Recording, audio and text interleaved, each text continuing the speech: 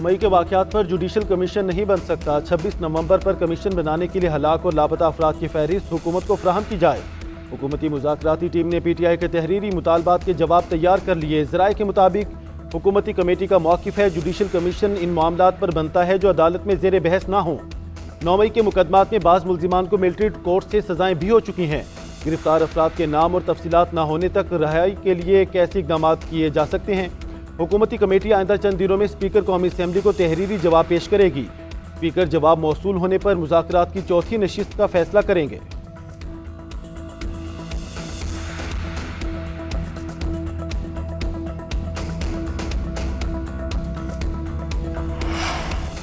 सात दिन में जुडिशल कमीशन ना बना तो मुज़ाकरात भी खत्म। पाकिस्तान तहरीक इंसाफ ने मुज़ाकरात 9 मई और 26 नवंबर वाक़यात पर जुडिशल कमीशन से मशरूत कर दिए। बैरिस्टर गौहर कहते हैं, बानी ने कहा कि अगर कमीशन नहीं बनने जा रहा तो मुज़ाकरात का कोई फायदा नहीं। तहम्मुल और बर्दाश्त के साथ मुज़ाकरात पर फोकस करना चाहिए। इरफान सदीकी हुकूमती मुज़ाकराती कमेटी के तर्जुमान हैं, उनके लिए मुनासिब नहीं कि वो डायलॉग को तातुल का शिकार न करें। GNN से गुफ्तगू में मजीद कहा, सियासी मसाइल के हल के लिए डायलॉग जरूरी है। साबिक सदर आरिफ अलवी बोले, मुज़ाकरात 2 लेवल पर हो रहे हैं, जिनके पास कोई इख्तियारात नहीं वो भी खाना पूरी कर रहे हैं।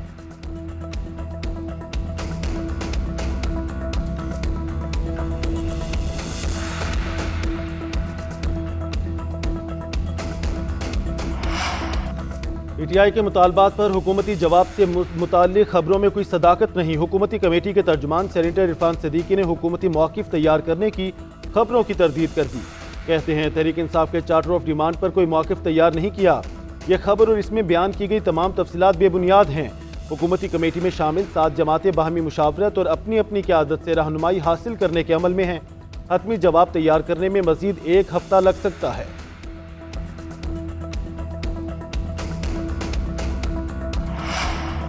हमारे सियासी लोगों ने अपने दिल की ख्वाहिश अमेरिका से वाबस्ता कर ली। अमेरिका की अपनी तरजीहात और मफादात हैं। डोनाल्ड ट्रंप ने हल्फ उठाने के बाद तामीरी तकरीर की। वज़ीर दिफा ख्वाजा आसिफ कहते हैं, अगर किसी अमेरिकी नुमाइंदे का बयान आता है तो पाकिस्तान उसको हैंडल कर लेगा। बैरिस्टर गौहर की आर्मी चीफ से दहशतगर्दी से मुतल्लिक अमूर पर बात हुई। उन्हें जवाब दिया गया कि सियासी अमूर पर सियासतदानों से बात करें।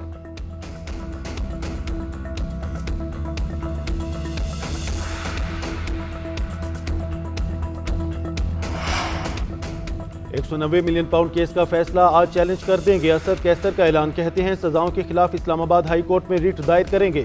इस वक्त अदलिया पर सवालिया निशान है, वो कंप्रोमाइज्ड हो चुकी है। £190 मिलियन करप्शन नहीं बल्कि ट्रस्ट का केस है। बानी पर इल्जाम है कि उन्होंने मिस यूज ऑफ अथॉरिटी किया। प्रोसिक्यूशन साबित नहीं कर पाई उन्होंने कोई करप्शन की। अपोजिशन लीडर उमर अयूब ने कहा, अलकादिर ट्रस्ट केस झूठ का पलंदा है। हसन नवाज से पूछा जाए वो 40 अरब रुपए बरतानिया कैसे ले गए। बानी PTI और बुशरा बीबी ने वकालतनामे पर दस्तखत कर दिए।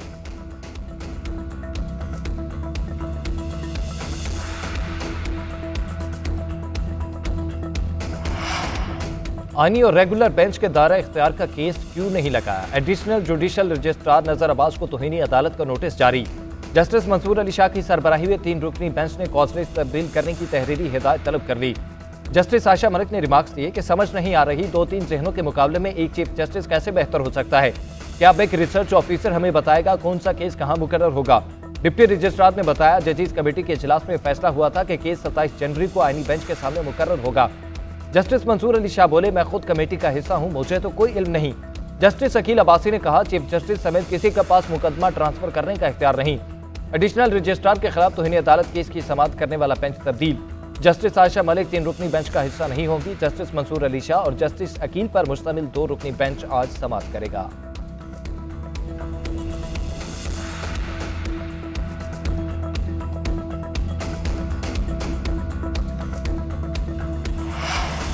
हवाई सनत में एक और संगमील अबू न्यू गवादर एयरपोर्ट मुकम्मल तौर पर फाल। कराची से पहली परवाज लैंड कर गई। वाटर सल्यूट पेश किया गया। वज़ीर दिफा ख्वाजा आसिफ, गवर्नर और वज़ीर आला बलोचिस्तान ने इस्तकबाल किया। गवादर एयरपोर्ट पर एयरबस A380 और बोइंग 747 जैसे बड़े तैयारे भी लैंड कर सकेंगे। वज़ीर आज़म शहबाज शरीफ की मुबारकबाद। एयरपोर्ट को पाक चीन दोस्ती की आला मिसाल करार दे दिया। बोले, सदर शी जिनपिंग और नवाज शरीफ के मुश्तरका आज़म की तकमील के मज़ीद करीब पहुँच गए। ये पैक के जरिए पाकिस्तान और खिते की तरक्की का ख्वाब भी पूरा होगा। वज़ीर हवाबाजी ख्वाजा आसिफ ने कहा, एयरपोर्ट मईशत में तब्दीली का बाइस बनेगा।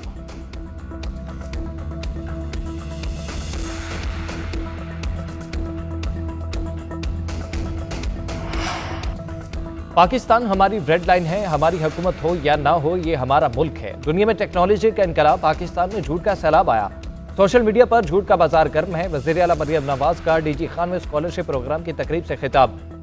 कहा, बानी पीटी का नाम लिए बगैर तनकीद करते हुए कहा कि जिसके अपने बच्चे बाहर हैं उसने दूसरों के बच्चों को वरगला कर 10 साल के लिए जेल में डलवा दिया। उन्होंने नौजवानों को दूसरों की बेटियों पर जलसों में आवाज़ें कसना सिखाया। हम 9 मई वाले नहीं, 28 मई वाले हैं। डंडा बरदार नहीं, इल्म के अलम बरदार हैं।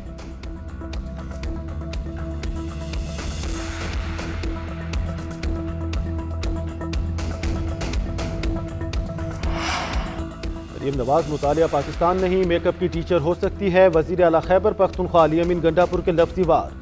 डीआई खान में मीडिया से गुफ्तगू में कहा, अफगानिस्तान विफाक की बात नहीं मान रहा, मैं अपना जिरगा भेजूंगा। विफाकी हुकूमत ने अफगानिस्तान के साथ मुज़ाकरात की बात की लेकिन कामयाब नहीं हो रहे। सूबे ने मुशावरत कर ली, 2 हफ्ते में वफ्द काबुल जाएगा, इसके बाद कबाइल का वफ्द भी भेजेंगे, वो हमारी बात मानेंगे, तमाम मसाइल हल हो जाएंगे।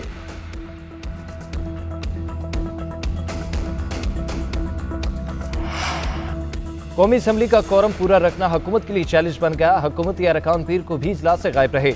अपोजिशन का शदीद एहतजाज, पीपल्स पार्टी के अरकान भी एहतजाजन इजलास में शरीक नहीं हुए। वज़ीर आज़म के इजलास में आने का मुतालबा, फैसले से स्पीकर कौमी असम्बली को आगाह कर दिया। उधर वज़ीर आज़म शहबाज शरीफ से स्पीकर कौमी असम्बली की मुलाकात, बार बार कौमी असम्बली कोरम टूटना का मामला उठाया। शहबाज शरीफ को कोरम टूटने के अमल पर इजहार नाराजगी, मामले को खुद देखने की यकीन दहानी करा दी। मुलाकात में अयाज सादिक ने हुकूमत और पीटीआई मुज़ाकरात के तीसरे दौर की तफसीलात से आगाह किया।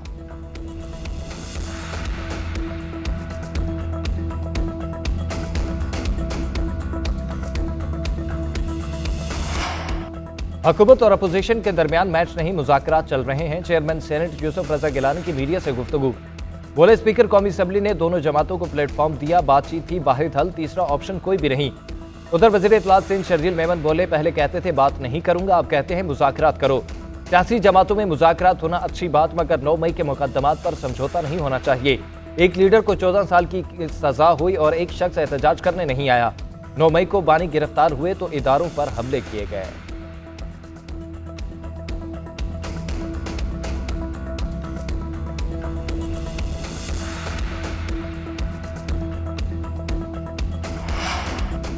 Army chief general Asim Munir से ईरानी मुसल्लह अफवाज के सरबराह की मुलाकात।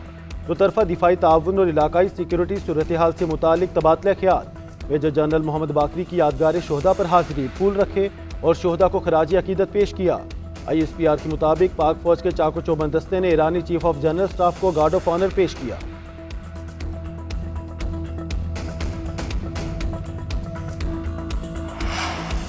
खैबर पख्तूनख्वा के जिला कुरम में क़याम अमन कमीशन सिक्योरिटी फोर्सेज ने शरपसंदों के खिलाफ ऑपरेशन तेज कर दिए। 4 देहात का मुहासरा, फिजाई ऑपरेशन भी जारी। शरपसंदों के ठिकानों पर हेलीकॉप्टर से शेलिंग, जमीनी ऑपरेशन की फिजाई निगरानी भी जारी। कर्फ्यू नाफिज होने के बायस कारोबारी मराकज, petrol pumps, bakery, hotel, restaurants और मोबाइल नेटवर्क भी बंद। कशीदा सूरत हाल के बायस मजीद बंकर्स मस्मार करने का अमल मौखर। फेरिकैन के 8 बंकर्स मस्मार किए जा चुके हैं।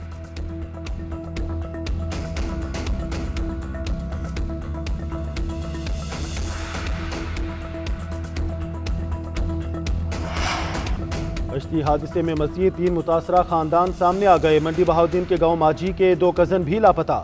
अरसलान और अकरम ने ज़मीन बेचकर एजेंट को 40 लाख रुपए दिए। अहले खाना का कहना है कि अरसलान से आखिरी राब्ता 2 जनवरी को हुआ था। दोनों को फौरी ढूंढने की अपील। सियालकोट का अबू बकर भी जाँ बहक होने वालों में शामिल। अबू बकर 7 माह कबल स्पेन जाने के लिए रवाना हुआ था। एजेंट एजाज भट्ट ने 34 लाख रुपए लिए। उधर मराकश कश्ती हादसे में मुलविस इंसानी स्मगलर गुजरांवाला से गिरफ्तार। अंसर नामी मुलजिम ने आमिर अली को गैर कानूनी तरीके से भेजा। अहले खाना से 53 लाख रुपए लिए। मुलजिम की निशानदेही पर मजीद गिरफ्तारियां भी मुतवक्के हैं।